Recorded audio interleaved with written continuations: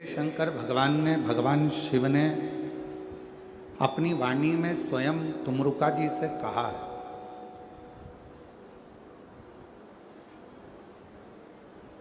अपनी वाणी में स्वयं तुमरुका जी से एक शब्द कहा कि है तुमरुका, जहां आप कथा कह रहे हो,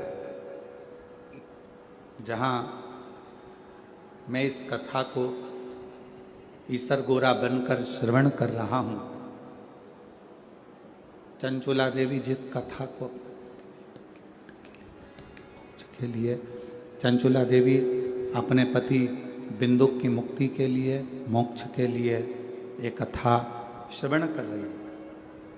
तो आज मैं वचन देता हूं तुमरुका जी कि जिस स्थान पर ये पवित्र शिव महापुराण की कथा जहाँ पर भी होगी, वो भूमि साधारण नहीं कहलाएगी। शिवजी कहते हैं वो मेरा कैलाश 7 दिन तक वहीं पर विराजमान रहेगा और भगवान शिव की अविरल कथा का रसपान कर 7 दिवसीय शिव महापुराण की कथा संपूर्ण विश्व के कल्याण के लिए, संपूर्ण जगत के कल्याण के लिए, संपूर्ण जगत के उद्धार के लिए ये कथा श्रावण के महीने में प्रारंभ हुई।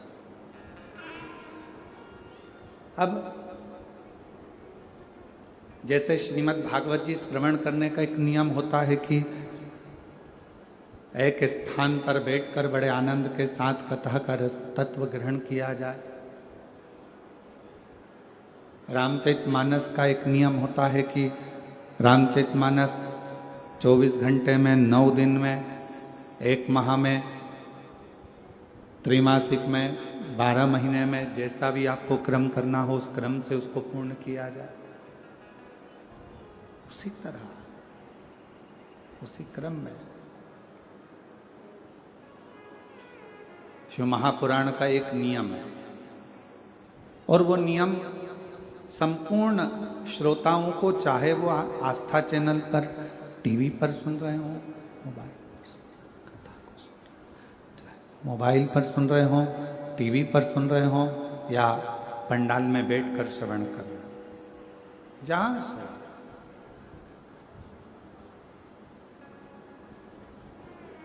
कथा के श्रोताओं का एक नियम होना चाहिए और वो नियम यहाँ बताया गया है कि कथा को सुनने वाला, कथा को श्रवण करने वाला, कथा को सहजने वाला, कथा को श्रवण करने वाला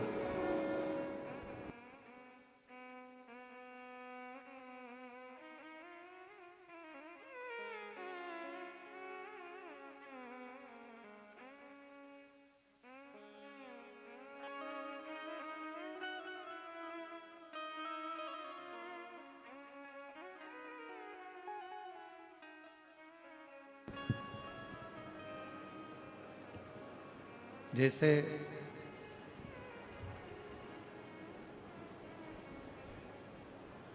श्रीमद् भागवत का एक नियम होता है, जैसे रामचरितमानस का एक नियम होता है,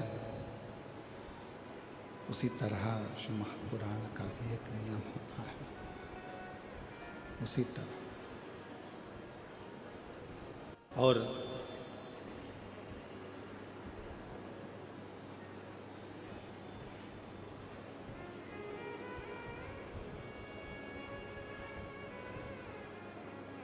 हमारे बीच में माननीय विधानसभा जी अध्यक्ष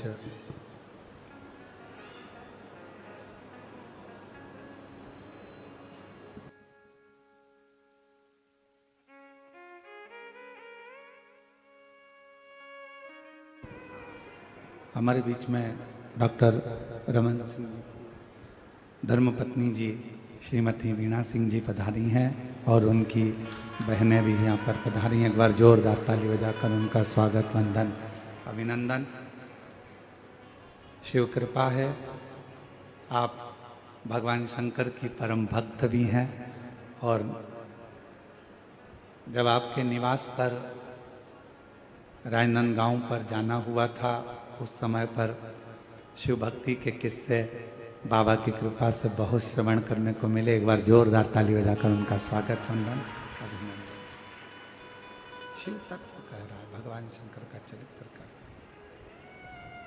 और तेरी कृपा बिना न हिले एक भी अणु, लेते हैं श्वास तेरी कृपा से तनु तनु।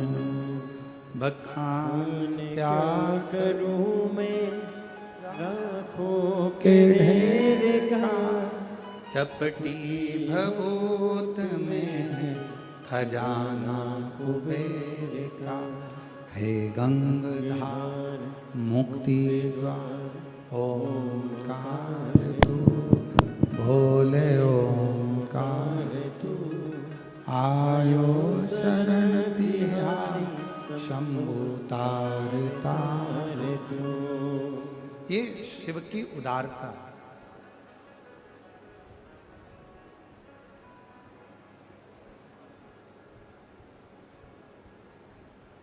तो स्वयं भगवान शिव कह रहे हैं तुमरुका जी से कि है तुमरुका मृत्युलोक में, भूमंडल पर, संसार सागर में, मृत्युलोक में, भूमंडल पर, संसार सागर में, कहीं पर भी जहां पर शिव महापुराण की कथा होगी, वो भूमि कोई साधारण नहीं होगी। जितने दिन शिव महापुराण की कथा चलेगी उतने दिन कैलाश वहीं पर विराजमान रहेगा और उस कैलाश पर बैठकर लोग कथा सुनेंगे। अब कथा का नियम, श्रीमद् भागवत जी का नियम अलग है, श्रीमद् भागवत जी का नियम अलग है, श्री रामचरितमानस का नियम अलग है, विष्णु पुराण जी का नियम अलग है। सारी पुराणों को सुनने का नियम अलग अलग। और जितने शिव भक्त शिव महापुराण की कथा में बैठे हैं, जितने शिव भक्त आस्था चैनल पर सुन रहे हैं, फेसबुक यूट्यूब पर श्रवण कर रहे हैं, उनसे निवेदन करेंगे शिव महापुराण की कथा सुनने का भी एक अलग नियम है। शिव महापुराण की कथा सुनने का नियम कौन सा है? तो कहा शिव पुराण का एक सबसे बड़ा नियम है, आप अपने घर से जब शिव महापुराण की कथा को श्रवण करने के लिए जाओ या अपने घर में बैठकर टीवी के सामने या मोबाइल पर भी शिव महापुराण की कथा को श्रवण करो, उस समय पर तुम्हें ये पूर्ण विश्वास होना चाहिए कि कथा मैं नहीं, मेरा महादेव श्रवण कर रहा है और मेरे दुखड़े को हर रहा है। ये विश्वास, ये विश्वास, भरोसा, ये श्रद्धा, ये दृढ़ता आपके और हमारे जीवन में आनंदता दे। और फिर निवेदन है, अपना समय बिल्कुल बर्बाद मत करो। आपके मन में अगर शिव जी के प्रति विश्वास है, आपके मन में भगवान शंकर जी के प्रति भरोसा है, दृढ़ता है, विश्वास है, तो शिव महापुराण की कथा के पंडाल में जाकर बैठो, कहाँ तुम्हें जगह मिल जाए वहां जाकर बैठो।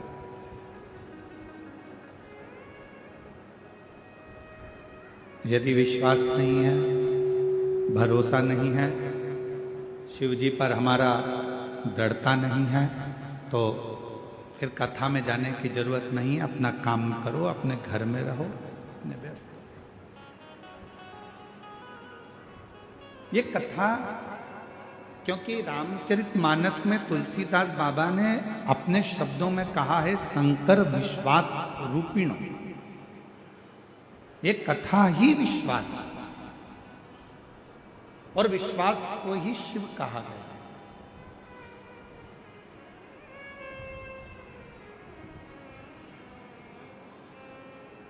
मानो तो मैं गंगा मां हूं, ना मानो तो बहता। अगर मानोगे तो मैं गंगा जी हूं, ना मानोगे तो बहता हुआ पानी। यह आपके ऊपर निर्भर करता है कि आप मुझे क्या मान रहे हैं, आप क्या स्वीकार कर रहे हैं, आप मुझ में क्या देख रहे हैं। अगर आपके भीतर विश्वास है कि मैं कथा में जाकर बैठूंगी, कथा श्रवण करूंगी, कथा सुनूंगा और मेरा बाबा मुझ पर करुणा करेगा, मेरा बाबा मुझ पर दया करेगा, मेरा बाबा मुझ पर करुणा करेगा, कृपा करेगा, दया करेगा, तो निश्चित है मेरा शिव आप पर करुणा जरूर करेगा। और 7 दिन की कथा जितने विश्वास के साथ, जितने भरोसे के साथ, जितनी दृढ़ता के साथ आप श्रवण करेंगे, उतना उतना शिव आप पर करुणा करना प्रारंभ कर देगा। दृढ़ता, विश्वास, भरोसा।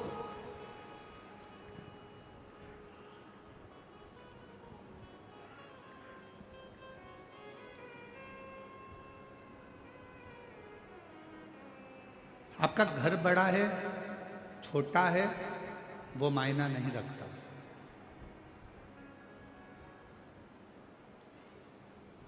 आप बहुत बड़े बंगले में रहते हो, वो मायना नहीं रखता।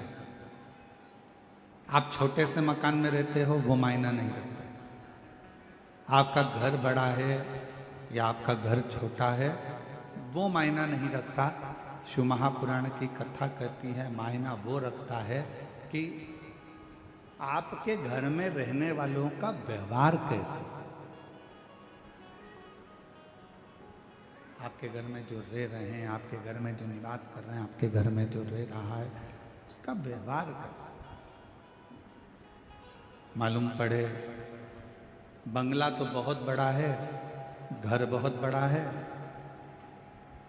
और व्यवहार जो घर में रह रहे हैं 4 लोग, 5 लोग, 10 लोग घर के रहने वाले हैं, उनका व्यवहार ही अच्छा नहीं है, तो घर का बंगला किस काम का।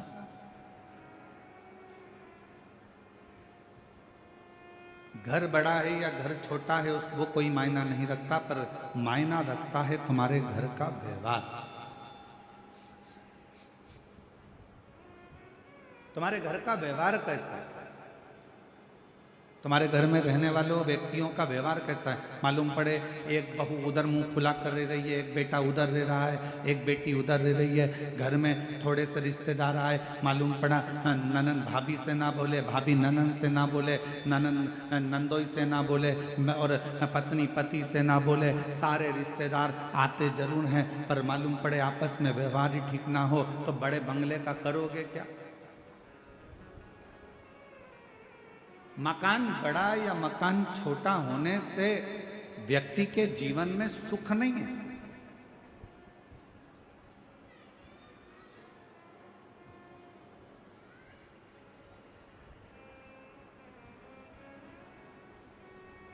धन का बिस्तर मिल जाए पर नींद को तरसे नैन, और कांटों पर भी सोकर आए किसी के मन को चैन।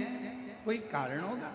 मालूम पड़े डनलप का गद्दा लगा है, एसी लगा है, खूब जोरदार मलमल की रजाई भी है, तकिया भी बिल्कुल एकदम कोमल है, और बड़े आराम से कमरा भी बिल्कुल क्लीन साफ एकदम बढ़िया है, और मालूम पड़े धन का बिस्तर मिल जाए पर नींद को तरसे ने। घर बड़ा है, बंगला बड़ा है, गाड़ी बड़ी है, कमरा बड़ा है, पलंग बड़ा है, गादी बड़ी है, तकिया बड़ा है, सारे सुख अपने आप उस कमरे के अंदर। ऐसा कोई सुख नहीं है जो तुम्हारे सोने के कमरे में नहीं है, और फिर भी तुमको रात को सोते समय एक ना एक गोली खाकर सोना पड़ रहा है। कभी घुटना दुख रहा, कभी कमर दुख रही, कभी कंधा दुख रहा, कभी सिर दुख रहा, कभी कोनी दुख रही, कभी पंजा दुख रहा। 24 घंटे में रात्रि के समय पर यदि चैन की नींद नहीं आ रही है तो समझ लेना कि धन तो बढ़ गया पर मन की शांति नहीं बढ़ पाई है। वो मन की शांति को बढ़ाने का एक स्थान ढूंढ, मन की शांति को बढ़ाने का एक केंद्र बिंदु ढूंढ। क्या देती है शिव महापुराण की कथा?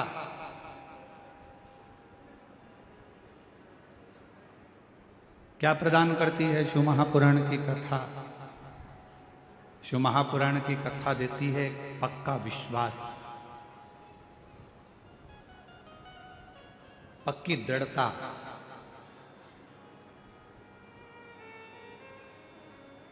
घर अच्छा हो और माहौल अच्छा नहीं हो ना, तो उस घर में रहने का मन नहीं करता। और माहौल अगर अच्छा है और घर अच्छा भी नहीं है तो किराए के मकान में भी महल नजर आता है। अगर माहौल अच्छा,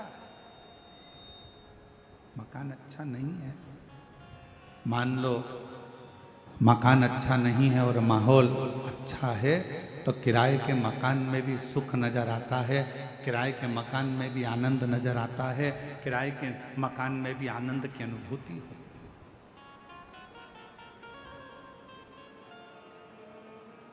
किराए का मकान,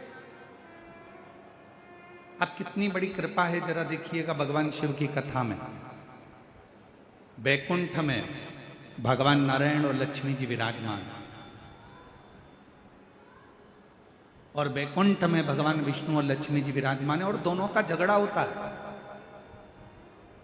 और भगवान नारायण और लक्ष्मी का झगड़ा होता है और लक्ष्मी जी भगवान नारायण को श्राप दे देती है, हे नारायण तुम मुझे देखकर घोड़े जैसे हंसे हो, मैं तुम्हें श्राप देती हूं कि तुम्हारा सिर कटे और तुम्हें घोड़े का सिर लगे।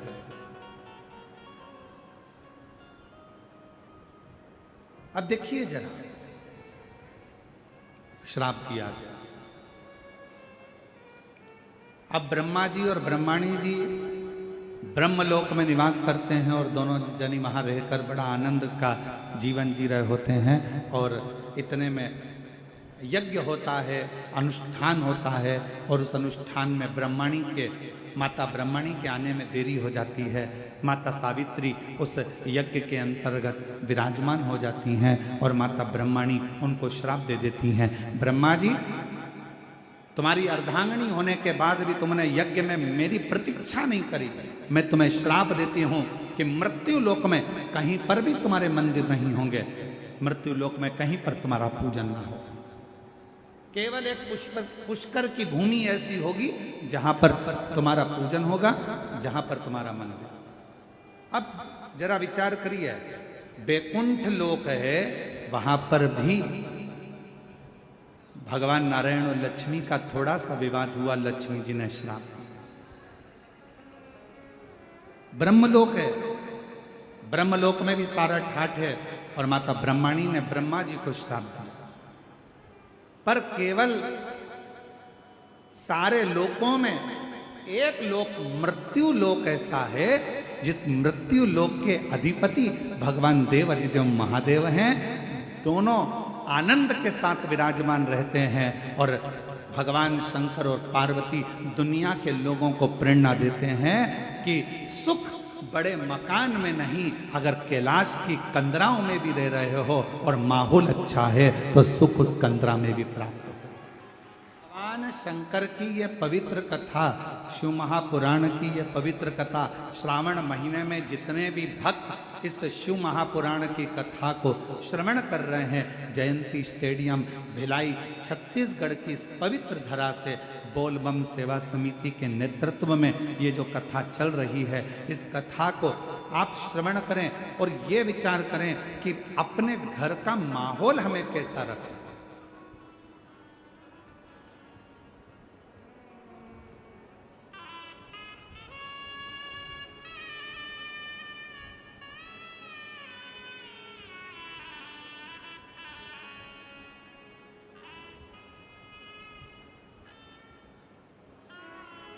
घर को यदि साफ करना जरूरी है तो मन को भी साफ करना जरूरी है।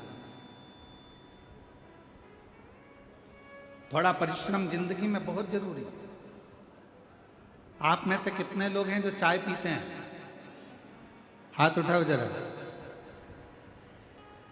हम चाय का ऑर्डर नहीं दे रहे हैं तुम लोगों के लिए, हम तो पूछ रहे हैं। फिर से उठाओ जरा, कितने लोग हैं जो चाय पीते हैं? चलो बहुत बढ़िया, रख लो। चाय पीने से कभी जीवान जली कि नहीं जली तुम्हारी? जम के तो बोलो, आवाज नहीं आई। जली है ना? अब तुम्हारी जीवान अगर चाय पीने से जली तो तुम में से कितने लोग हैं जिनकी जीवान चाय पीने से जली और उनने चाय पीना छोड़ दिया? जम के तो बोलो, छोड़ा किसी ने? नहीं। हमारे दया सिंह जी के घर की भाभी और बहुएं हाथ हिला रही, नहीं गुरुजी हम नहीं छोड़ रहे।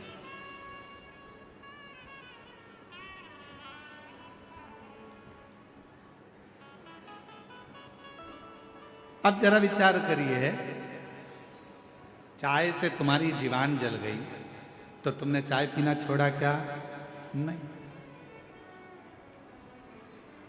चाय पीते रहे। जब चाय से जीवान जली तो तुमने चाय पीना नहीं छोड़ा। मान लो एक कंपटीशन एग्जाम दिया, एक परीक्षा दी, या एक परीक्षा देने में आप सफल नहीं हो पाए, असफल हो गए, या आप उस रिजल्ट में निकल नहीं पाए, तो कई लोग कह देते हैं कि अब आज से मैं एक भी एग्जाम नहीं दूंगा।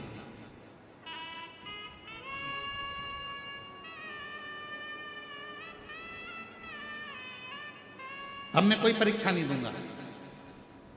अरे भाई, चाय से जीवान जल जाती है तो लोग चाय पीना नहीं छोड़ते, पीते रहते हैं। अगर एक एग्जाम नहीं निकल पाए, एक परीक्षा नहीं पास कर पाए, तो क्यों टेंशन लेना? चाय पीना नहीं छोड़ी, उसी तरह एग्जाम देना मत छोड़ो। एक ना एक दिन तुमको उस मंजिल तक वो एग्जाम पहुंचाई दे। क्यों हिम्मत हारते हो? क्यों टेंशन लेते हो? अपनी हिम्मत नहीं हारते। और मैंने तेरे ही भरोसे, जिसको आता है वो साथ में गाया करो। मैंने तेरे ही भरोसे हवा बिच उड़ती जावांगी, बाबा डोर हटो छड़ी नामे कटी जावांगी। भोले मैं तेरी पतंग, शंभो मैं तेरी पतंग, हवा बिच उड़ती जावांगी, बाबा डोर हटो छड़ी नामे कटी जावांगी। भोले मैं तेरी पतंग। क्यों हिम्मत हारना? परिश्रम करते जाओ। कई लोग कहते हैं गुरुजी हमारे घर का माहौल ठीक नहीं है, अब मैं घर में नहीं रहूंगी, मैं घर छोड़कर चली जाऊंगी। कोई कहता है मैं घर छोड़कर चले जाऊंगा, मैं ऐसा कर लूंगा। शिव महापुराण की कथा कहती है अपने घर का माहौल ठीक करने की जवाबदारी किसी दूसरे ने नहीं ली है। अपने घर के माहौल को ठीक करने की जवाबदारी आपकी अपनी स्वयं। और मेरे शंकर भगवान ने, मेरे ओघड़दानी ने, मेरे शिवजी ने, मेरे शंभू ने पूरी शिव महापुराण की कथा में मार्गदर्शन करते हुए कहा, हिम्मत नहीं हारना, विश्वास पक्का रखना, श्रद्धा पूरी रखना और अपने कर्म को करते जाओ। यदि मार्कंडे बाबा मंत्र का जाप नहीं करते, मार्कंडे बाबा यदि भगवान का भजन ना करते, मार्कंडे बाबा को मालूम पड़ गया था कि मेरी उम्र कम है, मार्कंडे जी को मालूम पड़ गया था कि मेरे प्राण छूट जाएंगे, मार्कंडे जी को मालूम पड़ गया था कि मैं मर जाऊंगा, पर मार्कंडे जी ने अपने पिताजी से जो सुना, मार्कंडू जी से, बस भगवान शिव की भक्ति में लग गए। और भगवान शंकर की ऐसी भक्ति मार्कंडे बाबा ने करी, शिव की ऐसी आराधना मार्कंडे बाबा ने करी कि आखिरी में मार्कंडू जी, मार्कंडे बाबा के पिताजी नहीं आए, स्वयं शिव की भक्ति से वो देवाधिदेव महादेव प्रकट होकर उनकी आयु बढ़ाकर चले।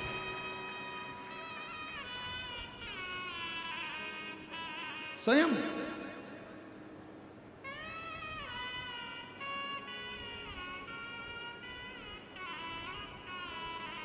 एक विश्वास की दृढ़ता हो।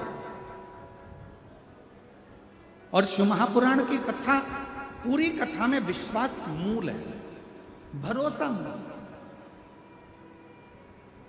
एक बहन जी ने एक पत्र लिखा है और उन्होंने उस पत्र में तुमरुका जी का नाम लेकर जो सफेद आंकड़े की जड़ का प्रयोग था वो किया है। और पहला पत्र आया है जिसमें हमारे कथा के पंडाल में पहला पत्र है जिसमें उन्होंने तुमरुका जी का फोटो भी लगाकर भेजा।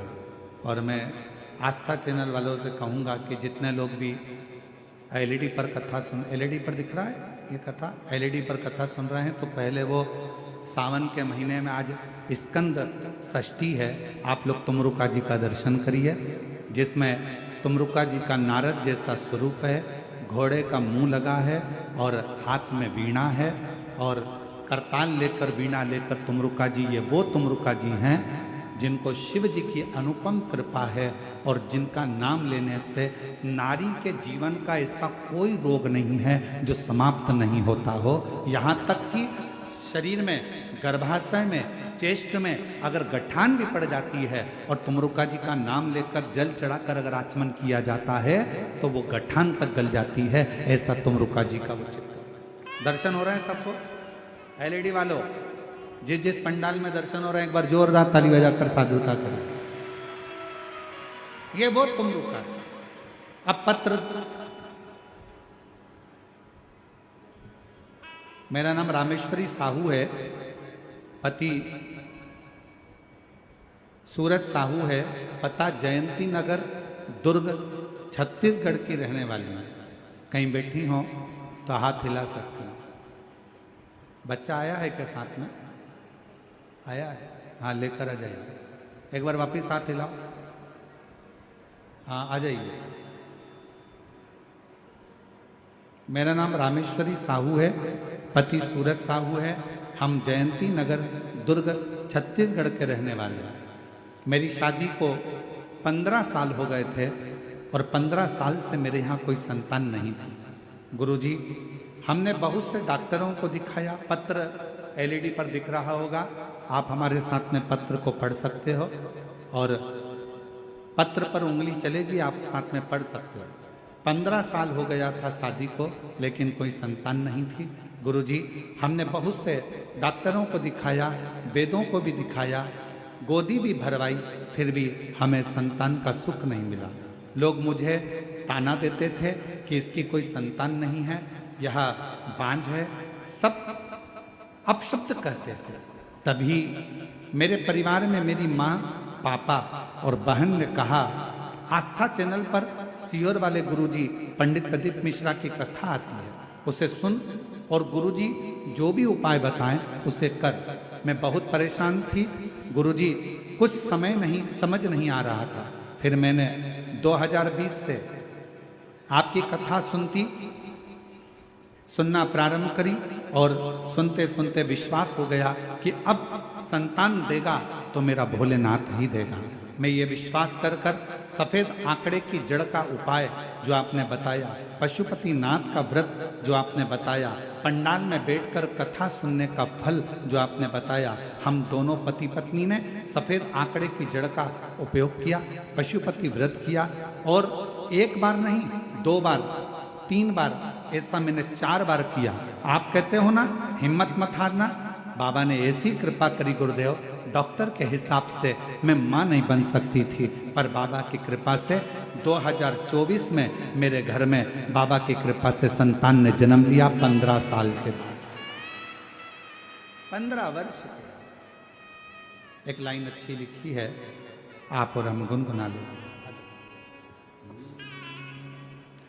अरे लुटा दिया भंडार काशी वाले ने, दिया माला माल काशी वाले ने, लुटा दिया भंडार काशी वाले ने, कर दिया माला माल काशी वाले ने, लुटा दिया भंडार काशी वाले ने, लुटा दिया भंडार काशी वाले ने, लुटा दिया भंडार काशी वाले ने, दिया माला माँ काशी वाले ने, लुटा दिया भंडार काशी वाले ने, कर दिया माला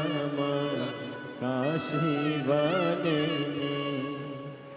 जो जैसी भावना लाया वो वैसा ही फल पाया, जो जैसी भावना लाया वो वैसा ही फल पाया।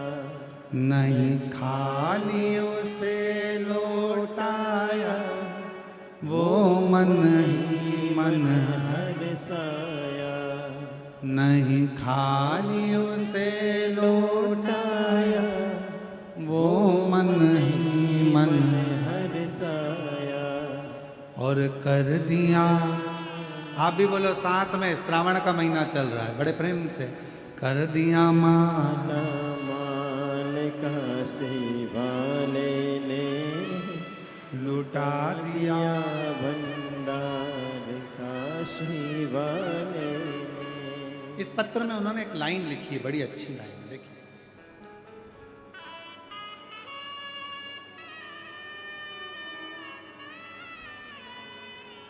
यदि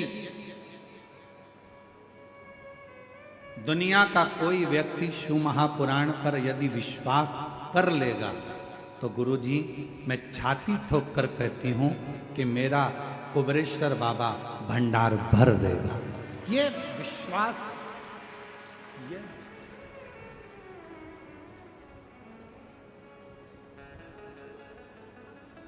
और जितनी मेरी जीजियां बैठी हैं, जितने मेरे जीजा बैठे हैं, जितनी मेरी बेटियां बेटाएं, मेरी माताएं जितनी बैठी हैं, मैं आपको निवेदन करूं, जितने विश्वास से आप शिव महापुराण की कथा को श्रवण करेंगे, और ये विश्वास ही तो है जो 5 पंडाल लगे होने के बाद भी भक्तों का सैलाब पंडालों के बाहर खड़ा हुआ है, ये आपका विश्वास और आपकी दृढ़ता और आपका भरोसा है।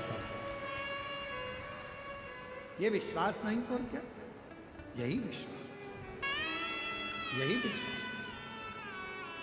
और जो जैसी भावना लाया वो वैसा ही फल पाया, नहीं खाली उसे लौटाया वो मन ही मन हरसाया, कर दिया उसे निहाल काशी वाले ने, लुटा दिया भंडार काशी वाले ने, लुटा दिया भंडार काशी वाले ने, कर दिया माला माल काशी वाले, लुटा दिया भंडार काशी वाले ने, लुटा दिया भंडार काशी वाले ने, कर दिया माला माल काशी वाले ने। भंडार काशी वाले ने कर दिया माला माल काशी वाले ने। एक विश्वास यदि है तो शिव आपके करीब है।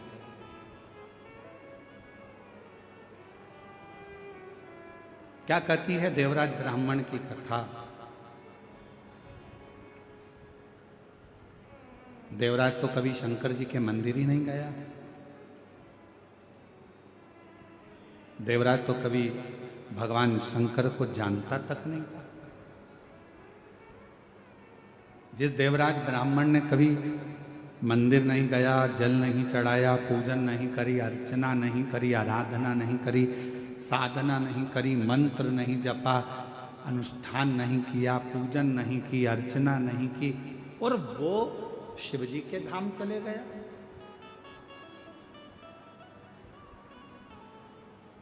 वो भगवान शंकर के धाम चले गया। ए मेरी छत्तीसगढ़ की जीजियों, और मेरे छत्तीसगढ़ के जीजाओं, बेटियों, बेटाओं, मेरी माताओं, आपसे निवेदन करूं एक बार एकांत में बैठना और एकांत में बैठकर कभी इस बात पर विचार करना कि देवराज ने आखिर पुण्य कौन सा करा था।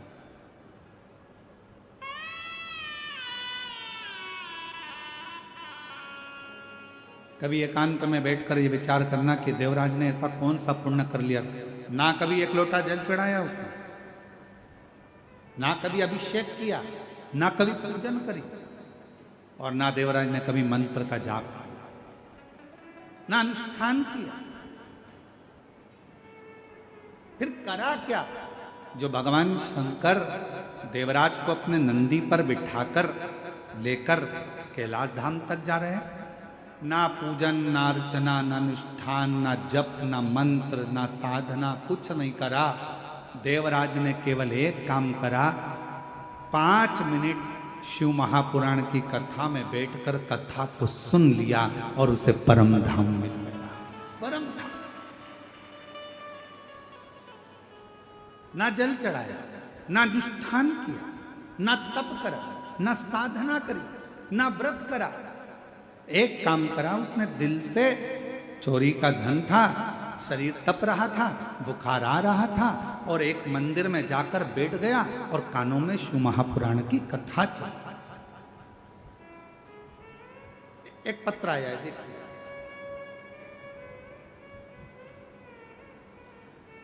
मेरा नाम योगिता शर्मा है, मैं राजिम की निवासी हूँ, जिला गरियाबाद से आई हूँ। कहीं बैठी हों तो हाथ हिला सकती हैं, अगर कहीं बैठी हों तो हाथ हिला सकती हैं। मेरा नाम योगिता शर्मा है, मैं राजिम की निवासी हूँ, जिला गरियाबाद से आई हूँ। और अगर कहीं बैठी हों तो हाथ हिला दें, और अगर बैठी हों आप ही हैं ऐसा हाथ हिला दें। वापिस हिलाओ। आइए एक बेलपत्र लेकर जाइए, आ जाइए। गुरुजी, मैं पशुपतिनाथ के व्रत की महिमा, एक लोटा जल व मंदिर की साफ सफाई का कितना बखान करूं उतना कम है। पत्र को आप लोग एलईडी पर पढ़ सकते हैं। मैं पशुपतिनाथ जी, मेरा बेटा निकाल नहीं पाया। दूसरी बार फिर से उसने यूपीएससी की परीक्षा दी, इंटरव्यू दिया, सिलेक्शन नहीं हुआ। एक बार फिर शॉर्ट लिस्ट में उसका नाम आया। हमें लगा कुछ महीने में उसका सर्विस ऑर्डर आ जाएगा, पर कुछ नहीं हुआ। फिर से मेरे बेटे ने तैयारी करी। मैंने अपने बेटे से कहा, बेटा वो सियोर वाला महाराज कहता है कि अगर मेहनत पूरी करी जाए, परिश्रम पूरा करा जाए, रात दिन एक करा जाए, और आखिरी में एक बेलपत्री पर शहद लगाकर शिवजी को चढ़ाकर एग्जाम दिया जाए तो बाबा सुनता जरूर। मेरा बेटा बोला, माँ एक बार अपन रुद्राक्ष महोत्सव में सीहोर चलते हैं। मेरा बेटा मुझे 2022 में सीहोर ले गया। मेरे बेटे ने कंकर शंकर की पूजा करी। गुरुजी, 29 अप्रैल 2022 को राजिम से रतलाम की 7वें दिन की कथा सुनने हम पंडाल में चले गए, क्योंकि हमने सुना है कि पंडाल में बैठकर जो मांगा जाता है वो बाबा देता है। गुरुदेव, हम पंडाल में रतलाम मध्य प्रदेश पहुंच गए, वहां कथा सुनी और बाबा की ऐसी कृपा हुई गुरुदेव, पंडाल की कथा 7 दिन की पूरी कर कर निकले और बाबा की कृपा से उसका यूपीएससी का एक रिजल्ट आना रह गया था, जो रुक गया था, उसका रिजल्ट आ गया। और आज मेरा बेटा सेंट्रल गवर्नमेंट सर्विस का ऑर्डर आ गया और मेरा बेटा आज सेंट्रल गवर्नमेंट की सर्विस कर रहा है। गुरुदेव, मेरा बेटा राजिम क्षेत्र का सेंट्रल गवर्नमेंट की जॉब का पहला लड़का है जिसने सेंट्रल गवर्नमेंट की बड़ी नौकरी उसको प्राप्त हुई यूपीएससी की परीक्षा फाइनल कर कर। आज मैं बाबा को यहाँ धन्यवाद देने के लिए आई हूँ कि कुबेरेश्वर बाबा की ऐसी कृपा है गुरुदेव कि अगर पंडाल में कथा सुनते सुनते जो मन में आता है कुबेर भंडारी उसको पूरा जरूर करता है। मैं शिव को नमन करने आ जाओ। जो जैसी लाया वो ऐसा ही फल पाया, नहीं खाली उसे लौटाया, वो मन ही मन हर्षाया, कर दिया उसे निहाल काशी वाले ने कर दिया महला एक बार जोरदार ताली बजाना। काशी वाले और तेरी कृपा का अब किसी पर हो जाए, जरा से हम पर कर दो, जरा से हम पर कर दो। उसकी कृपा है इसलिए, उसकी करुणा है इसलिए। कितना विश्वास लेकर आप कथा सुन रहे हैं ये आपके ऊपर निर्भर करता है। कितनी दृढ़ता धारण कर कर आप कथा सुन रहे हैं ये आपके ऊपर निर्भर करता है। आप शिव महापुराण पर कितना भरोसा करते हैं ये आपके ऊपर निर्भर करता है। सीहोर वाले महाराज जी तो 7 दिन कथा सुनाएंगे, चले जाएंगे। दयाल सिंह जी इस कथा का आयोजन कराए हैं, बोलबम समिति इसका आयोजन कराई है। समिति आयोजन कराकर अपना आनंद पाती है, जनमानस को श्रवण कराती है कथा। अब ये आपके ऊपर निर्भर करता है कि आप अपने घर से जब चले हो, घर के लोगों ने पूछा कहाँ जा रही हो, आपने कहा शिव महापुराण की कथा भिलाई में हो रही है, हम बाहर नहीं जा सकते, हम बहुत दूर नहीं जा सकते, अपने भिलाई में हो रही है, जयंती स्टेडियम में हो रही है। लोग कहेंगे पानी गिर रहा है, कीचड़ हो रहा है, कहाँ बैठोगी? मेरा छाता है ना, मेरा छाता है ना, मेरी पन्नी है पॉलीथीन, बैठूंगी, कथा सुनूंगी, दिल से सुनूंगी। पंडाल में जगह नहीं मिलेगा, बाहर बैठकर सुनूंगी, पर कथा को श्रवण कर कर अपनी नगरी में, अपने छत्तीसगढ़ में, अपनी भिलाई में, अपने जयंती स्टेडियम में हो रहा है। दुनिया के लोग बाहर बाहर सुनने जाते हैं, कम से कम मेरे लिए मेरा बाबा यहां तक आया है, मुझे जाना है, कथा श्रवण कर, मुझे कथा। विश्वास कितना, भरोसा कितना, दृढ़ता कितनी, कितने विश्वास के साथ आप कथा को श्रवण करते हो ये आपके ऊपर निर्भर करता है।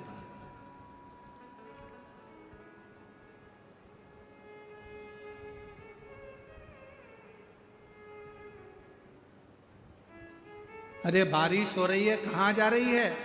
बारिश का काम है बरसना और हमारा काम है कथा को श्रवण करना, ये हमारा कार्य, हम सुन।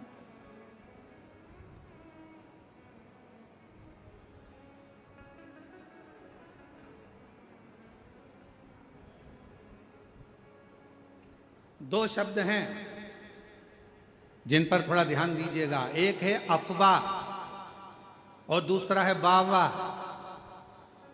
बोलो जरा कौन कौन से शब्द हैं? आवाज नहीं आई, जरा दमदारी से बोलो। अफवाह और वाह, ये दो शब्द हैं, दो शब्द। एक शब्द है अफवाह, गलत बोल देना, गलत सुना देना, किसी के लिए गलत बता देना, अफवाह उड़ा देना।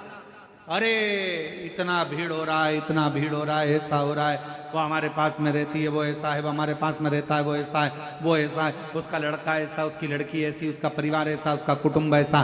अफवाह उड़ाने में कलयुग में सब माहिर हैं, अफवाह उड़ाने में कलयुग में सब माहिर हैं। इसलिए थोड़ा सावधानी रखना। शिव महापुराण की कथा कहती है किसी अफवाह में मत जाना। क्यों? क्या कारण? तो कहा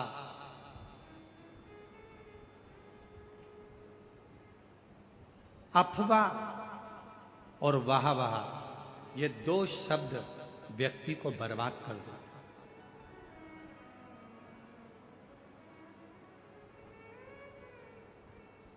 अफवाह व्यक्ति के जीवन को बर्बाद कर देती है और वाह वाह अपने भीतर अहंकार को रखकर, अभिमत्ता को रखकर बर्बाद कर देती है।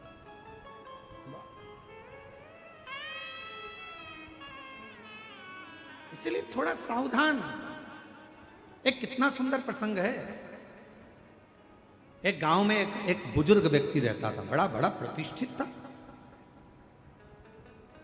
बड़ा प्रतिष्ठित।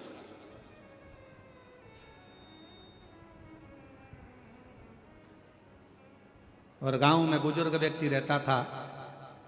उन्हीं के घर के 4 घर छोड़कर एक बड़ा नौजवान लड़का, बड़ा सुंदर, बड़ा स्मार्ट, बड़ा विद्वान, बड़ा ज्ञानवान एक लड़का रहता था। बहुत विद्वान था, पढ़ा लिखा था और अच्छा स्मार्ट था, हैंडसम था और सब बढ़िया अच्छा था। अब बुजुर्ग व्यक्ति के मन में आया कि बताओ, लोग इसी को ज्यादा सम्मान देते हैं, इसी को आदर देते हैं, इसी का सत्कार करते हैं, इसी को पूछते हैं। तो इसने धीरे धीरे कर कर गांव के लोगों का कान भरना प्रारंभ कर दिया कि ये जो लड़का है ये चोर है। इसने उस कॉलोनी में चोरी करी थी, उस मोहल्ले में चोरी करी थी। धीरे धीरे अफवाह उड़ाना प्रारंभ करा और अफवाह ऐसी उड़ाई कि पूरे गांव में, पूरे नगर में बात हो गई कि ये लड़का चोर है। सब दूर खबर हो गई, ये चोर है, इसने चोरी करी। अब बात चलते चलते एक दिन नगर के गांव में चोरी हो गई और चोरी का इल्जाम गांव के लोगों ने किस पे लगाया? उसी लड़के पर लगाया जो चोर नहीं था, पर ईर्ष्या से उसको चोर बना दिया गया और चोरी का इल्जाम लगा दिया। चोरी का इल्जाम जैसे ही लगा, चोरी का इल्जाम लगते से उस लड़के को पकड़ा गया, थाने में लेकर गए, बंद किया। बंद करने के बाद जब निर्णय लिया गया, सारे सबूत देखे गए, तो मालूम पड़ा कि इस लड़के ने तो चोरी ही नहीं की। चोरी सूचना पाई कि इस पर चोरी का इल्जाम लगाया किसने, तो कहा कि एक गांव का व्यक्ति है और उस गांव के व्यक्ति ने इस पर चोरी का इल्जाम लगाया। उस गांव के बुजुर्ग व्यक्ति को बुलाया और पूछा गया, तुमने इस नवयुवक लड़के की जिंदगी खराब कर दी, तुमने इस नवयुवक युवान लड़के का जीवन बर्बाद कर दिया और तुमने इस पर चोरी का इल्जाम लगा दिया। वो बुजुर्ग व्यक्ति आंखों से आंसू भरकर रोने लगा। मैंने तो हंसी हंसी में टिप्पणी करी थी छोटी सी, मैंने तो हंसी हंसी में बस ऐसे ही बोल दिया था, मैंने तो हंसी हंसी में बस ऐसे ही नाम ले दिया था। इतने में सरपंच को गुस्सा आ गया और सरपंच ने कहा इसका निर्णय कल लिया जाएगा। एक काम करना, तुमने हंसी हंसी में जो काम किया है, जो तुमने बोला है, इस लड़के के लिए जो तुमने इस लड़के के लिए बोला है, एक कागज में लिखो, उस कागज को फाड़ो, फेंक दो और कल आते आते उस कागज के टुकड़ों को वापस लेकर आना। निर्णय कल दिया जाए। बुजुर्ग व्यक्ति ने वही बात लिखी, फाड़ी, फेंकी, वापिस आया। कागज का एक टुकड़ा, दो टुकड़ा उसको मिला, बाकी का कोई टुकड़ा उसको, कोई टुकड़ा नहीं। सरपंच ने कहा बाकी के कागज के टुकड़े कहाँ हैं? तो कहा वो तो हवा में उड़ गए, मैं सब लेकर नहीं आ पाया। सरपंच ने कहा बुजुर्ग व्यक्ति से, बाबा जी किसी के लिए कुछ कह देना हवा में उड़ने के बराबर है। उसकी जिंदगी बर्बाद हो गई। तुम्हारी जरा सी हंसी में, जरा सी अफवाह में, जरा से अपशब्द में किसी का जीवन बर्बाद हो जाता है, फिर वो जीवन संभल नहीं पाता है, संभल नहीं पाता। कहना सरल है, किसी के लिए अफवाह उड़ाना सरल है। वो लड़का ऐसा, वो माता ऐसी, वो भाई ऐसा, वो बुजुर्ग ऐसा, वो व्यक्ति ऐसा, उसने ऐसा कर दिया, उसने वैसा। अफवाह उड़ाना सरल है, अफवाह में कहना सरल है, किसी के लिए आड़ा टेढ़ा कहना सरल है, किसी के लिए अफवाह उड़ाना सरल है, किसी के लिए अपशब्द कहना सरल है। परंतु उस अफवाह का जो बाद में निर्णय निकलता है, वो व्यक्ति को झंझोड़ देता है कि वो व्यक्ति ऐसा नहीं था और दुनिया के लोगों ने उसको गलत ठहरा दिया। गलत दो शब्द हैं, एक अफवाह और दूसरा वाह वाह। अफवाह भी हमारे जीवन को नष्ट कर देता है, हमारे विचारों को नष्ट कर देता है। और दूसरे नंबर पर है वाह वाह। अगर कोई तुम्हारी तारीफ कर रहा है, वाह वाह बोल कर तारीफ कर रहा है, बहुत बढ़िया भैया, बहुत, तो वाह वाह कर रहा है, तो समझ लेना ये हमारे भीतर कहीं अहंकार को तो नहीं भर रहा, हमारे भीतर कहीं अभिमतता को तो नहीं भर रहा।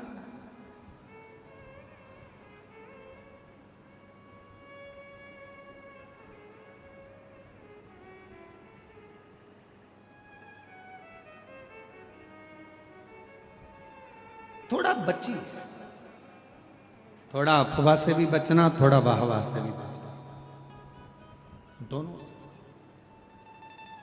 आप जितना बचकर रहोगे उतना अपनी जिंदगी को सुखमय जियोगे।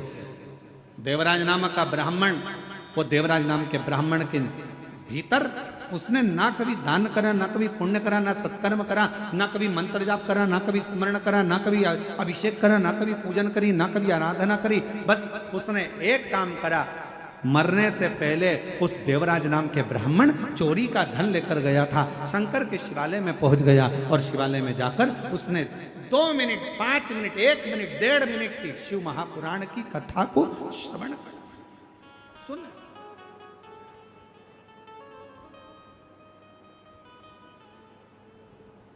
और फिर निवेदन करूं इस पवित्र व्यासपीठ से, फिर निवेदन करूं इस पवित्र श्रावण के महीने के इस पावन कथा से, पावन कथा के रसपान। आपने सावन के महीने में यदि अभिषेक नहीं करा है, सावन के महीने में यदि पूजन नहीं करी है, सावन के महीने में अगर शिव जी के मंदिर नहीं गए हो, सावन के महीने में अगर शंकर भगवान का मंत्र जाप नहीं करा है, सावन के महीने में अगर नाम जाप नहीं करा है, तो श्रावण के महीने में अगर बन सके तो शिव महापुराण की कथा 2 मिनट 5 मिनट की अवश्य पंडाल में जाकर श्रवण करो, तुम्हें उसका फल अवश्य प्राप्त।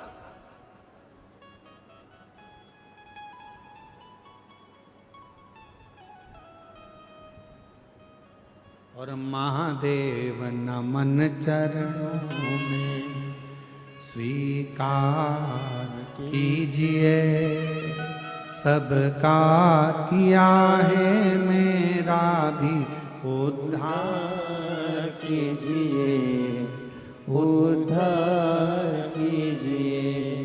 हे त्रिपुंडधारी, हे त्रिशूलधारी, हे त्रिपुंडधारी, हे त्रिशूलधारी। चरणों में तेरे बाबा जी पावन है चारों धाम, चरणों में तेरे बाबा जी पावन है चारों धाम। तेरी देव करते वंदना पूजे सीताराम, तेरी देव करते वंदना पूजे सीताराम। हो जाए पूरी कामना, हो जाए पूरी कामना। उपकार कीजिए, सबका किया है मेरा भी उद्धार कीजिए, उद्धार कीजिए। हे त्रिपुंडधारी, हे त्रिशूलधारी, हे त्रिपुंडधारी, हे त्रिशूलधारी, हे त्रिपुंडधारी, हे त्रिशूलधारी। महाराज, दुनिया में ऐसा कोई अक्षर नहीं जिसमें छुपा हुआ कोई मंत्र नहीं।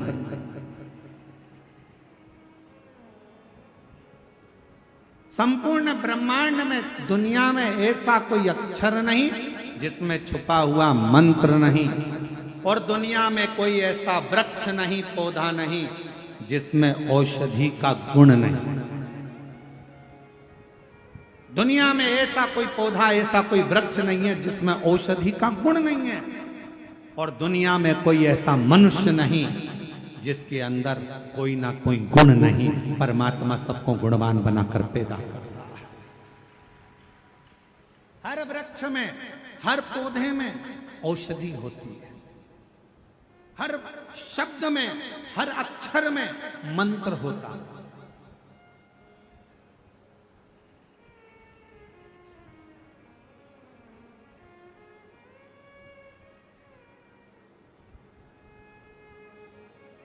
कथा पर ध्यान दीजिएगा। चंचुला देवी पति बिंदुक के लिए शिव महापुराण की कथा सुन रही। दिवस निकलते गए और दिवस निकलते निकलते चंचुला देवी के मन में एक प्रश्न खड़ा हुआ।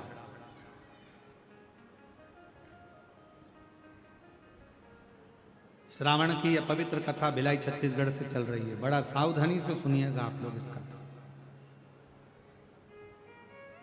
पूरे छत्तीसगढ़ का गौरव है ये पवित्र कथा, जो श्रावण महीने में बोलबम समिति श्री दया सिंह जी को मैं साधुवाद दूं तो इतनी दिव्यता और भव्यता के साथ इस कथा का दिव्य आयोजन हो रहा है। और आपके विश्वास को मैं नमन करता हूं। दया सिंह जी कह रहे थे, गुरुजी हमने ऐसे शिव भक्त नहीं देखे। कथा होना थी 30 तारीख से और शंकर जी के ये सारे भक्त 21 तारीख से आना चालू हो गए थे और 21 तारीख से बैठना चालू हो गया। हमने पूछा दया सिंह जी से कि इतने लोगों का जो आ रहे थे 21 तारीख से, इनको तो 30 तारीख की कथा थी तो 29 को पहुंचना था, 28 को पहुंच जाते, पर 21 तारीख से 10-12 दिन पहले, 7 दिन 8 दिन पहले यहाँ पहुंचना कैसे व्यवस्था हो जजमान की? तो कहा गुरुजी 21 तारीख से शिव भक्त यहाँ पहुंचना चालू हो गए और हम जब भी आते तो ये प्रयास करते कोई भूखा तो नहीं है, कोई रह तो नहीं गया। और मैं दया सिंह जी आपको इसके लिए साधुवाद देता हूँ, आपकी पूरी बोलबम समिति को साधुवाद देता हूँ कि सबके चेहरे पर रौनक। हम जितने जितने हमको आशीष जी जो जो दिखा रहे थे, बता रहे थे, उसमें हम देख रहे थे कई बुजुर्ग माताएं, कई बूढ़ी माँ 21 तारीख से 22 तारीख से यहाँ पर आई। और पूछा गया उनसे, यूट्यूबरों ने पूछा कि आप यहाँ 22 तारीख को आ गई हो, 21 तारीख को आ गई हो, आपको यहाँ कैसा लग रहा है? तो कहा अच्छा। तो कहा भोजन? तो कहा भोलेनाथ जी है। फिर इतनी देर में कहा कि वो दया सिंह जी आते, पूछते और प्रसाद का एक डब्बा देकर चले जाते भोजन का। तो ये विश्वास, ये भरोसा, ये दृढ़।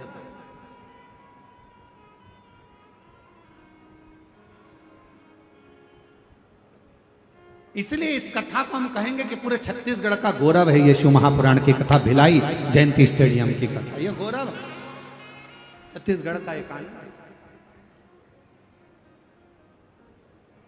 कितना विश्वास, कितना भरोसा। प्रश्न खड़ा हुआ, कथा चलती रही और चलती चलती कथा में कुछ दिन निकले और दिन निकलने के बाद में जैसे ही थोड़े से दिन निकले, दिन निकलने के बाद में चंचुला देवी ने पूछा, तुम रुका जी से एक प्रश्न। बहुत सावधानी से इस प्रश्न का उत्तर सुनिएगा जो चंचुला देवी करिए। तुम रुका जी से प्रश्न किया गया, क्या शिव महापुराण का कौन सा श्लोक, कौन सा अक्षर, कौन सा मंत्र मैं जपूं? चंचुला जी कह रही हैं शिव महापुराण का वो कौन सा अक्षर, कौन सा मंत्र, कौन सा श्लोक मैं जपूं जिससे मेरे पति बिंदुक की मुक्ति हो जाए और मेरा अखंड सौभाग्य हो जाए। मेरा पति बिंदुक प्रेत योनि में पड़ा हुआ है और प्रेत योनि में पड़े हुए मेरे पति की मुक्ति होना बड़ा कठिन है और मेरे वापिस मेरा सौभाग्य, मेरा सिंदूर अमर हो जाए। शिव महापुराण का वो कौन सा श्लोक, शिव महापुराण का वो कौन सा अक्षर, शिव महापुराण का वो कौन सा मंत्र मैं जपूं जिससे मेरा पति को मुक्ति मिले और मेरा अखंड सौभाग्य हो? तुम रुका जी मुस्कुरा कर कहे रही है चंचुला, शिव महापुराण की कथा ही मंत्र है, शिव महापुराण की कथा ही श्लोक है और शिव महापुराण की कथा ही अक्षर है और शिव महापुराण की कथा ही पार करने वाली नैया है। सुन लिया हो?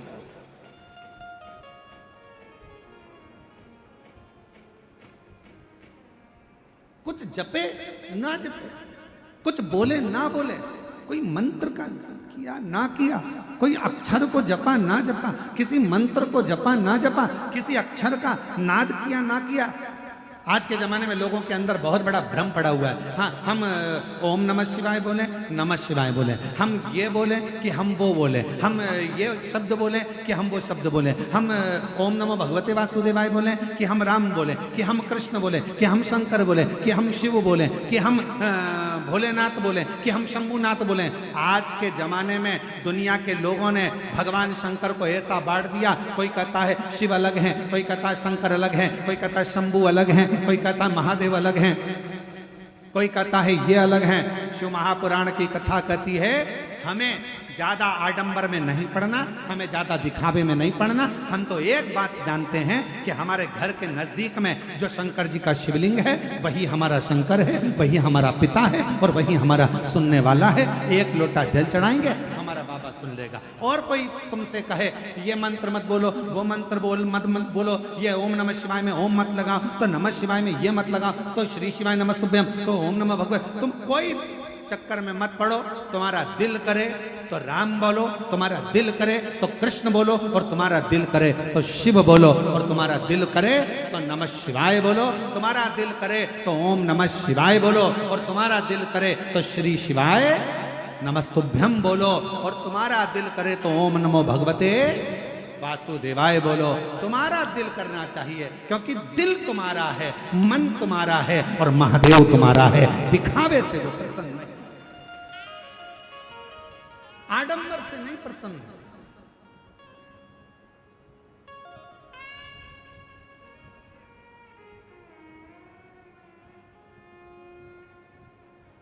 उसको प्रसन्न करना, उसको राजी करना सहज।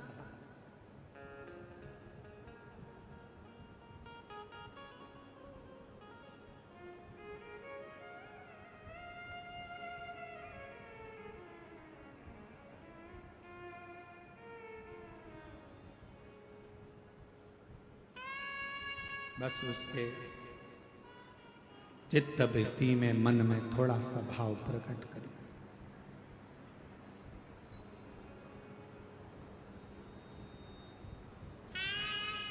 कई लोग रो रो कर खुद मरना पसंद करते हैं। रोते, दुख आ गया रो रहे हैं, तकलीफ आ गई रो रहे हैं, कष्ट आ गया रो रहे हैं। दुनिया के कई लोग रो रो कर खुद मरने की इच्छा करते हैं।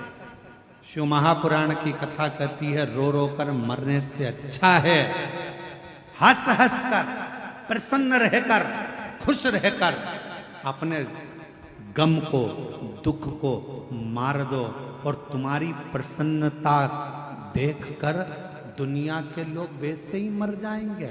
तुम अपने आप प्रसन्न रहना तो चालू करो। जितना रोगे उतने दुनिया के लोग हंसेंगे।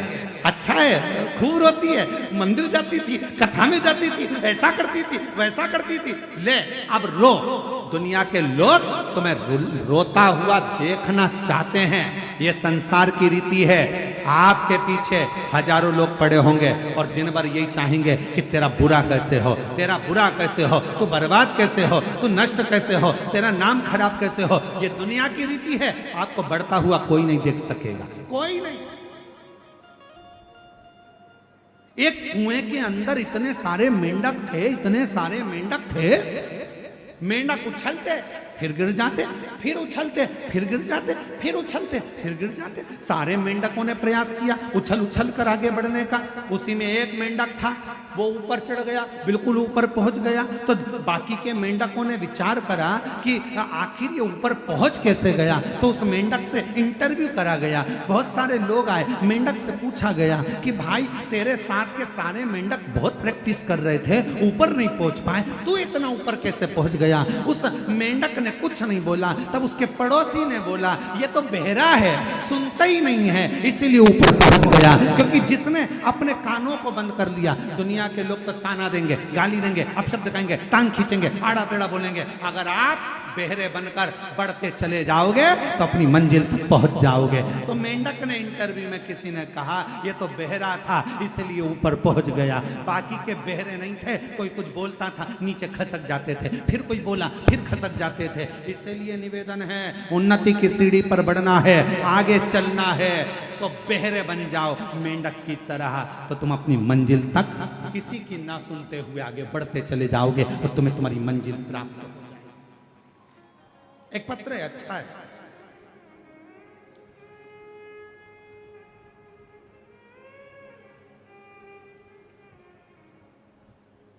मेरा नाम कविता टेम्बरे है, मेरे पति का नाम श्री दास टेम्बरे है।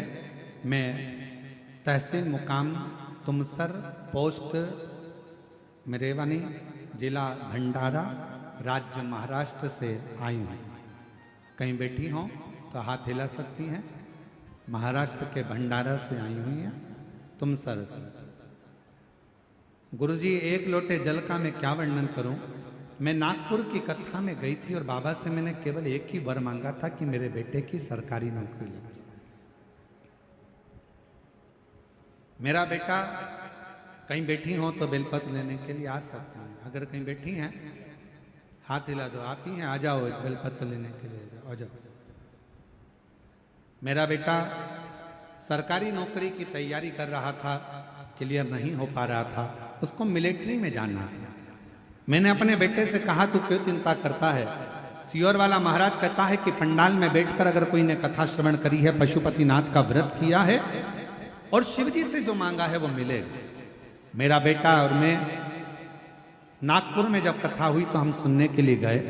पंडाल में बैठकर हमने कथा श्रवण करी, जो बन सका वैसी सेवा करी, पशुपतिनाथ का व्रत किया और बाबा की ऐसी कृपा हुई गुरुदेव कि मेरा बेटा केवल 19 साल का हुआ और उसका सिलेक्शन आर्मी इंडियन में हो गया। इंडियन आर्मी के अंतर्गत उसका सिलेक्शन हुआ और बाबा की कृपा से मेरा बेटा पंजाब फिरोजपुर में ड्यूटी दे रहा है, जिसका मैं फोटो लगा रही हूँ। वो नहीं आ पाया पर मैं यहाँ आकर बाबा को प्रणाम करने के लिए आई हूँ। उसका फोटो लगा है, आप लोग एलईडी पर देख सकते हैं। मेरा बेटा फिरोजपुर में पंजाब में ड्यूटी दे रहा है। शिव कृपा किसको कहते हैं, शंकर किसको कहते हैं, उसकी उदारता किसको कहते हैं। मत सुन। आग लगे बस्ती में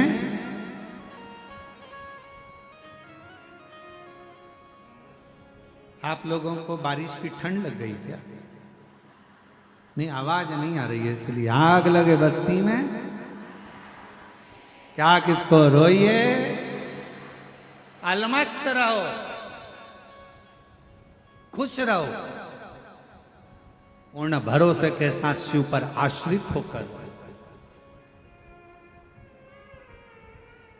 शिव पर आश्रित।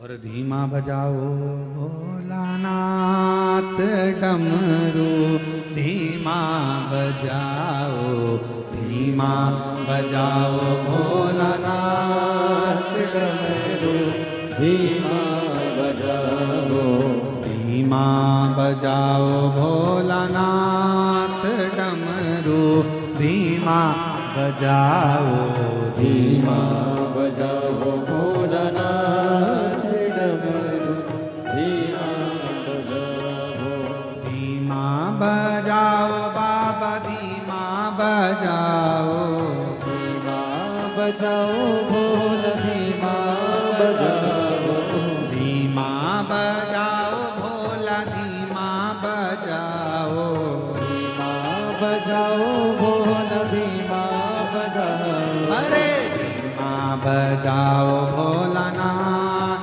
डमरू, धीमा बजाओ, धीमा बजाओ भोलानाथ डमरू, धीमा बजाओ।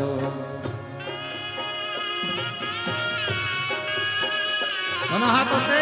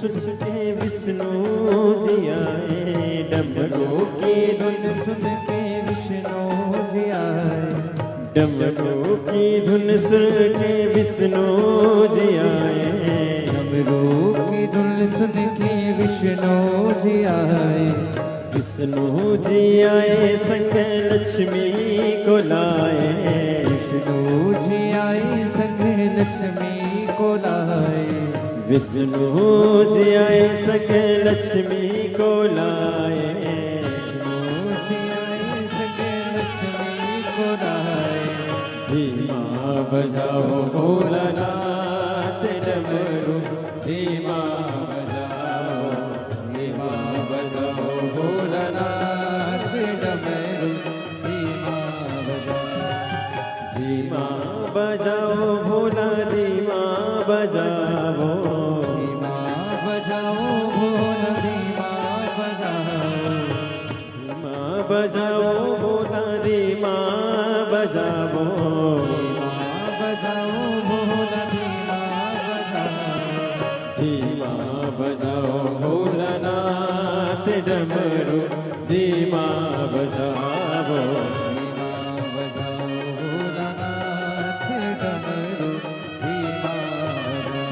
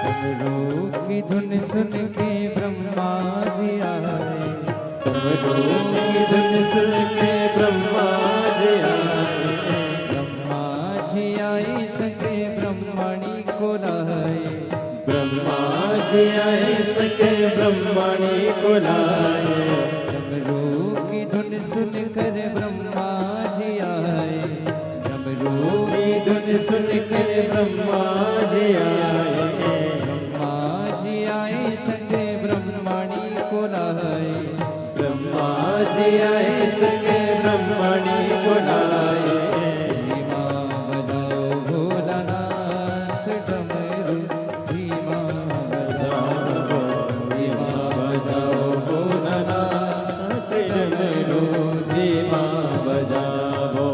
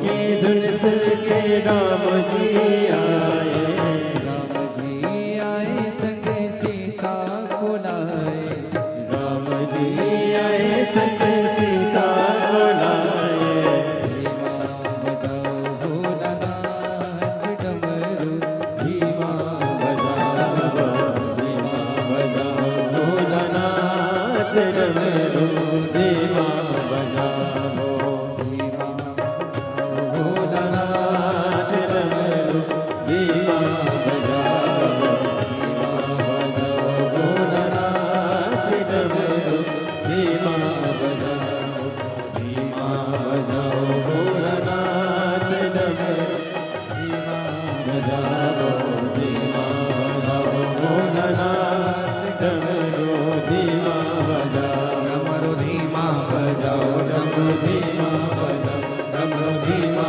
बजाओ, डमरू धीमा बजाओ, डमरू धीमा बजाओ, डमरू धीमा बजाओ, डमरू धीमा बजाओ, डमरू धीमा महादेव है।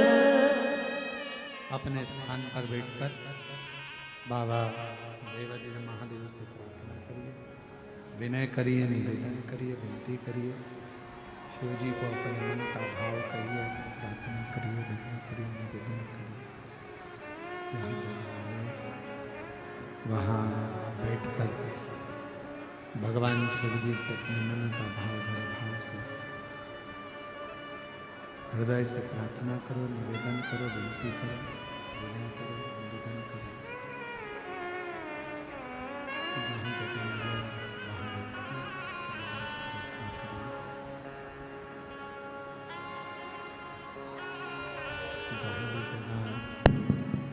जहाँ भी जगह मिले वहाँ बैठकर बाबा को अपने मन का भाव करिए, प्रार्थना करिए, विनय करिए, निवेदन करिए।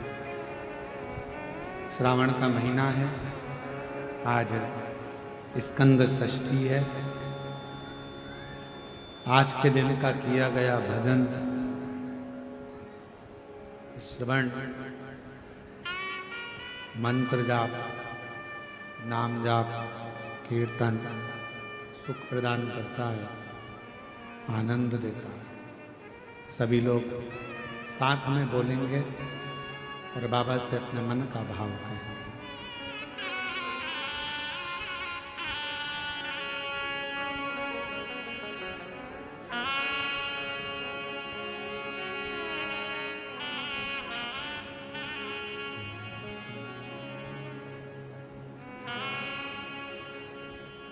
श्री शिवाय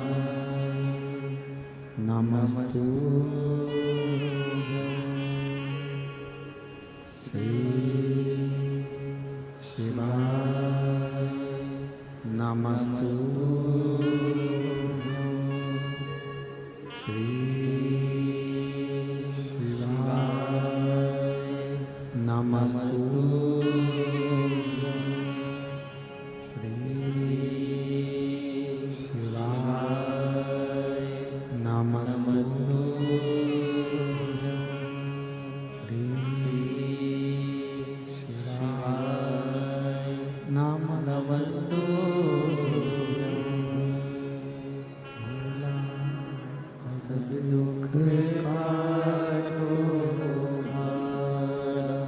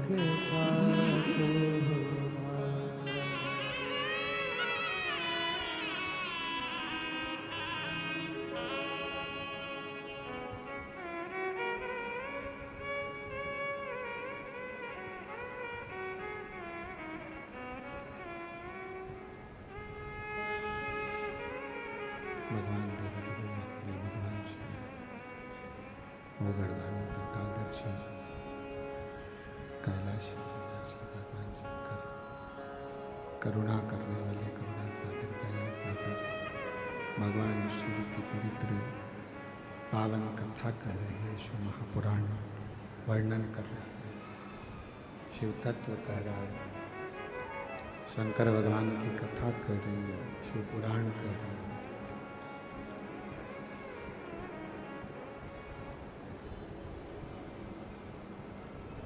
रो रो कर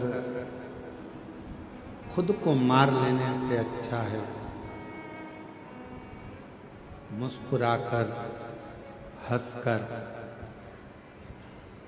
अविरल भक्ति को धारण कर कर खुद के गम को, खुद के दुख को समाप्त कर।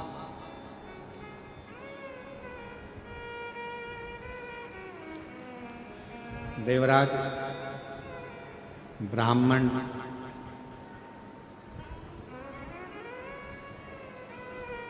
कुछ नहीं करा उसने, ना पूजन करा, ना अर्चना करी, ना आराधना करी, ना मंत्र जपा, ना नाम जाप किया, ना स्मरण किया। केवल एक काम किया और वह है शिव महापुराण की कथा श्रवण किया।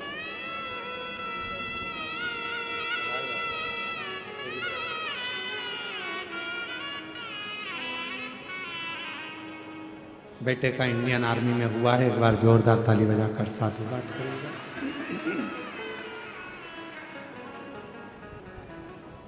शिव महापुराण का कोई पूछे कि इसमें मुख्य श्लोक कौन सा है, कोई तुमसे पूछे कि शिव महापुराण का मुख्य मंत्र कौन सा है, कोई तुमसे पूछे शिव महापुराण का सबसे श्रेष्ठ मंत्र, अक्षर, शब्द, श्लोक कौन सा है, तो आप एक बात कह देना कि पूरी शिव पुराण ही श्लोक है, पूरी शिव पुराण ही मंत्र है, पूरी शिव पुराण ही साधना है और शिव महापुराण ही हमारे को पार करने का एक मौका।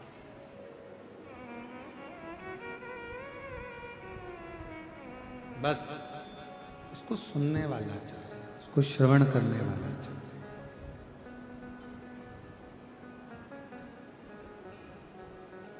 आप जितना दिल से उसको सुनेंगे उतना प्राप्त। देवराज नहीं जानता था, ना मंत्र जानता, ना साधना जानता, ना उपास जानता, ना व्रत जानता, कुछ नहीं जानता। वो तो केवल इतना जानता, चोरी करना, चोरी का धन लेकर मंदिर में पहुंच गया, चोरी का धन लेकर बैठ गया, कथा श्रवण करी, 2 क्षण की चल दिया, शरीर में ताप था, बेलपत्र के वृक्ष के नीचे उसके प्राण छूट गए और भगवान देवाधिदेव महादेव को उसको लेने आना पड़ा। और ये बात हमने पहले भी कथा में कही है,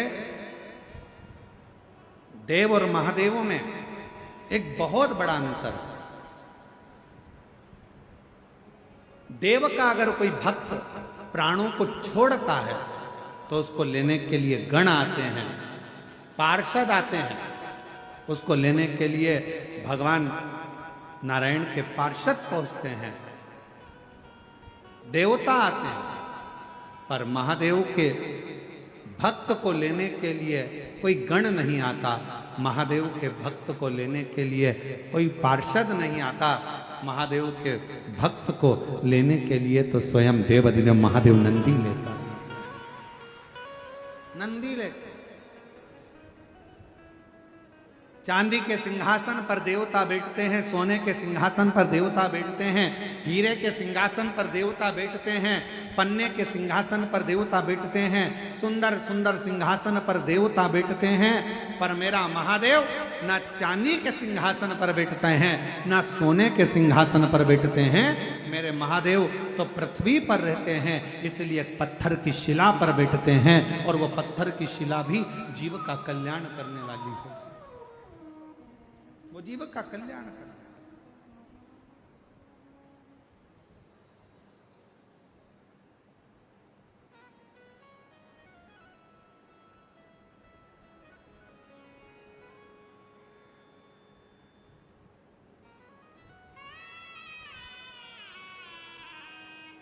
आप उसको भजो, आप उसको जपो, आप उसका मंत्र जाप, आप उसका स्मरण, आप उसका नाम जाप कर देखिए।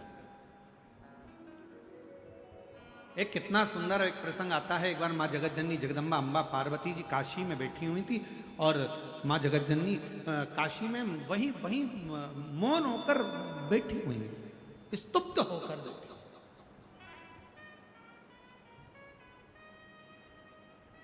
बाबा उनको ढूंढे और भगवान शंकर कैलाश पे से ढूंढते ढूंढते ढूंढते ढूंढते माता पार्वती को ढूंढते ढूंढते पहुंच गए। सोमेश्वर गए, नागेश्वर गए, अवंतिकापुरी गए, सब दूर ढूंढा माँ पार्वती जी को और पार्वती मैया वहां नहीं मिली। तब ढूंढते ढूंढते फिर भगवान शिव सीधे काशी में पहुंच गए।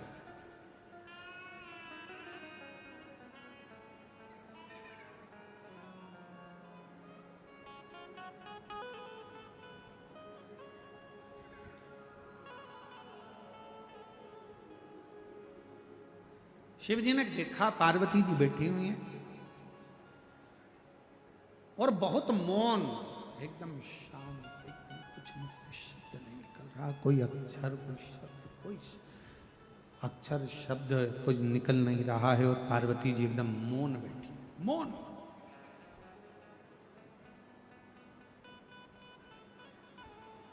और दुनिया के सारे प्रश्न का एक उत्तर है।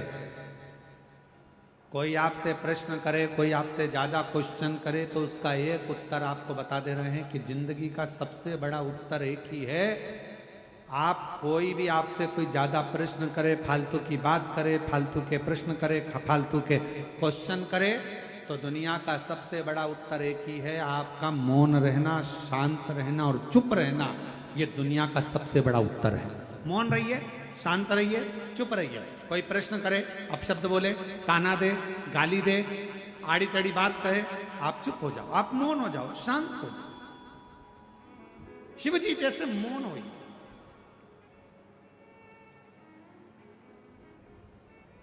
एक बहन जी ने एक पत्र लिखा है।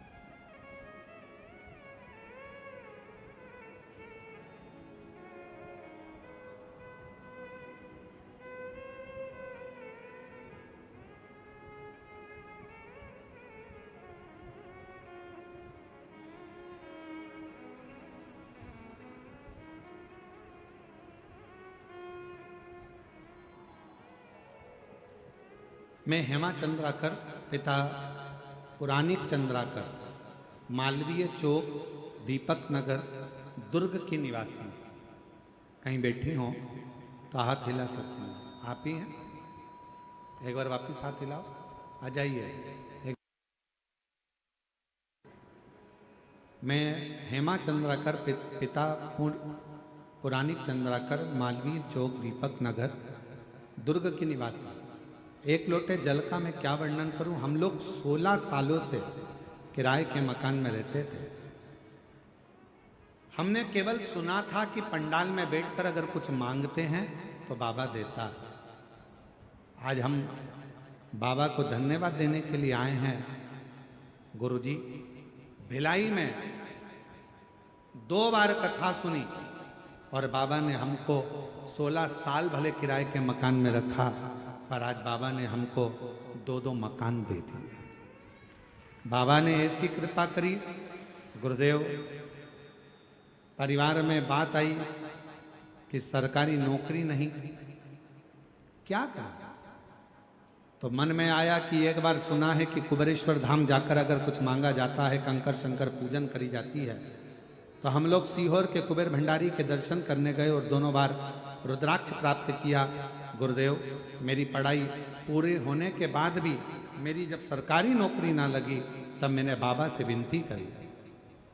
फिर यहीं भिलाई में शिव महापुराण की कथा श्रवण करी और बाबा से अपने लिए सरकारी नौकरी मांगी। पशुपतिनाथ का व्रत किया। कुछ ही दिनों में जगदलपुर जिला बस्तर से शिक्षा विभाग में मेरा चयन हो गया। मैं बाबा को यहाँ प्रणाम करने के लिए, नमन करने के लिए। एक पत्र और बड़ा अच्छा लिखा है। पहले बहन जी के शरीर देखिए, जिसमें उनको एक सोराइसिस बीमारी हो गई थी, जिस बीमारी के चलते उनके हाथ पैर और पूरा शरीर बेकार हो गया था। शरीर को ऐसा रोग हो गया था कि पूरी चमड़ी, हाथ और पैर की, शरीर की चमड़ी खोद खोद के निकलती थी, जिसके कारण बस सोराइसिस की बीमारी हो सी हुई। डॉक्टर ने कहा था ये बीमारी कभी नहीं जाएगी, मरते दम तक रहती। तब मेरा नाम त्रिवेणी सोनी है, मेरी उम्र 50 वर्ष है। कहीं बैठी हो त्रिवेणी जी सोनी, हाथ हिला सकती हैं और एक बेलपत्र लेने के लिए आ सकती हैं। अगर कहीं बैठी हो तो हाथ हिला सकती हैं। मेरा नाम त्रिवेणी सोनी है, मेरी उम्र 50 वर्ष है। मैं भिलाई छत्तीसगढ़ की रहने वाली हूँ। गुरुजी, मेरे भोले बाबा की महिमा का मैं क्या गुणगान करूं? बाबा पे चढ़ाए हुए बेलपत्र, सीहोर से लाए हुए रुद्राक्ष की महिमा का बखान क्या करूं? एक बीमारी है जिसका नाम है सोराइसिस। बीमारी है जो मुझे अक्टूबर 2024 से प्रारंभ हुई, पूरे शरीर में फैल गई। शरीर की खाल और चमड़ी निकलना प्रारंभ हो गई। हाथ पैर के नाखून सड़ने लगे, हाथ पैर के नाखून सड़ने लगे, शरीर में बेकार होने लगा, बहुत परेशान रहने लगी। गुरुदेव, ऐसा कोई हॉस्पिटल नहीं जिस डॉक्टर को जाकर नहीं दिखाया। हमने दुर्ग का हॉस्पिटल, हुड़को शंकराचार्य हॉस्पिटल, महासमुद्र का हॉस्पिटल, सभी जगह दिखाया, पर डॉक्टरों का कहना था तुम्हारी सोराइसिस की बीमारी है जो ठीक नहीं हो सकती। आयुर्वेदिक भी इलाज करवाया, फिर भी ठीक नहीं हो पा रही। अब करें तो करें क्या? तब मेरे बच्चों के बारे में सोचती तो बड़ा दुख होता कि क्या होगा। पाँव हाथ के नाखून गलना प्रारंभ हो गए, सड़ने लगे, शरीर की खालें बेकार होने लगी। अब करूं तो करूं क्या? तब किसी एक पड़ोस की बहन जी ने कहा, सियोर वाला महाराज कथा कहता है, टीवी चालू करा करो, 1 बजे सुना करो। 1 बजे टीवी चालू करी, अंदर से टूट गई थी, पर आपकी कथा सुनकर हिम्मत आ गई कि मैं ठीक हो सकती हूँ। करना क्या है? बाबा को प्रदोष के दिन दीपक लगाना है। मैंने प्रदोष काल में दिया लगाना प्रारंभ करा।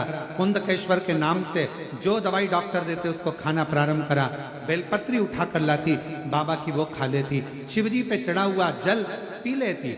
गुरुदेव, दुनिया के लोग कहते हैं कि शंकर पर चढ़ा मत खाओ, शिवजी पे चढ़ा जल मत पियो, पर मैं कहती हूँ कि मैंने शंकर जी की चढ़ी हुई बेलपत्र, मैंने शंकर जी पे चढ़ा हुआ पानी पीना प्रारंभ करा और आज छाती ठोक कर कहती हूँ मेरी पूरी सोराइसिस की बीमारी समाप्त हो गई और मैं पूर्ण तरह से ठीक हो गई, जिसका मैं फोटो भी लगा रही हूँ, बाबा को प्रणाम भी करती हूँ। एक और फोटो लगाया है जिसमें उनके शरीर की पूरी बीमारी समाप्त हो गई, सोराइसिस रोग पूरा शरीर से चले गया। मैं बाबा को नमन करने के लिए आई हूं। एक लाइन अच्छी लिखी है, आप और हम गुनगुना लेते हैं। महाराज, तेरी कृपा का क्या है भरोसा, कब किस पर हो जाए, जरा सी हम पर कर दो, जरा सी हम पर कर दो। जिस पर भी हो गई तेरी कृपा करुणा, वो भव पार हुआ, भव पार हुआ। पापी हो चाहे जितना, उसका भी बाबा उद्धार हुआ, उद्धार हुआ। गिद्ध अजामिल गणिका जैसे तेरे मन को भाए, जरा से हम पर कर दो, जरा से हम पर कर दो। तेरी कृपा का क्या है भरोसा, कब किस पर हो जाए, जरा से हम पर कर दो, जरा से हम पर कर दो। आप शिव जी पे चढ़ा जल पी रहे हो, आप शंकर जी पे चढ़ी हुई बेलपत्र खा रहे हो। शिव जी से कह कर लो, बाबा हमको औषधि दीजिए, बाबा शरीर में रोग हो गया है, बाबा हमारे रोग को मिटा दीजिए, बाबा शुगर हो गई, थायराइड हो गया, बीपी हो गया, कहीं कुछ हो गया, बाबा आप अच्छा कर दीजिए। आपकी औषधि के रूप में हमको बेलपत्र और जल, बेलपत्र जल दीजिए। अरे दुनिया के लोग तो कहते रहेंगे बेलपत्र मत खाओ, शिव जी पे चढ़ा हुआ मत खाओ। शिव महापुराण की कथा कहती है किसी का भाग मत खाओ, ब्याज का पैसा मत खाओ, किसी का धन मत खाओ, मांस मत खाओ, गलत व्यसन मत करो, बाकी का शंकर जी का चढ़ा हुआ प्रसाद आराम से खाओ। गलत चीजें मत खाओ, गलत विचार मत लाओ, गलत सोच मत लाओ। तुम गलत तो नहीं खा रहे हो ना, मांसाहार तो नहीं कर रहे हो ना, गलत व्यसन तो नहीं कर रहे हो ना, तुम तो शिव जी को प्रसाद के रूप में बाबा आप औषधि दीजिए, मेरा रोग सही कर दीजिए, आप करुणा कर दीजिए। वो मांग कर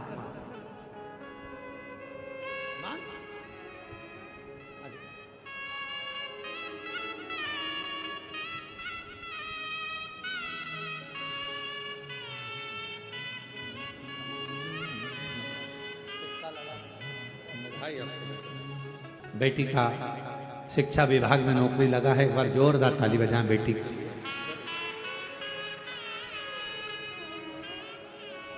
शिव शिव है, शंकर शंकर है, ओघड़ दानी ओघड़ दानी। गलत चीजें मत खाओ। शिव जी से अगर जल भी लाओ तो कह दो हमें औषधि दीजिए, बेलपत्र दो, औषधि दीजिए। हे शिव आप महामृत्युंजय हो, मृत्यु को जीतने वाले हो, मृत्यु पर विजय प्राप्त करने वाले आप दीजिए, अमृत दीजिए, अमृत। बाबा से दिल से मांगो, दिल से प्रार्थना करो, दिल से निवेदन करो, दिल से विनय करो, दिल से विनती करो, दिल से निवेदन करोगे तो उसका फल आपको मिलेगा। क्यों?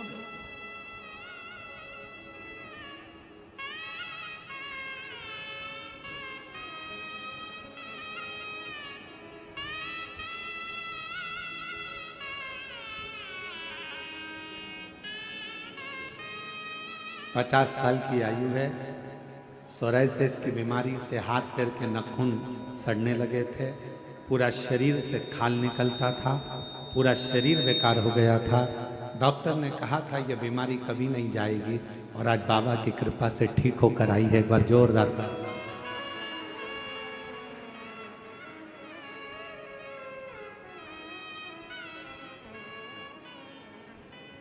आप विश्वास,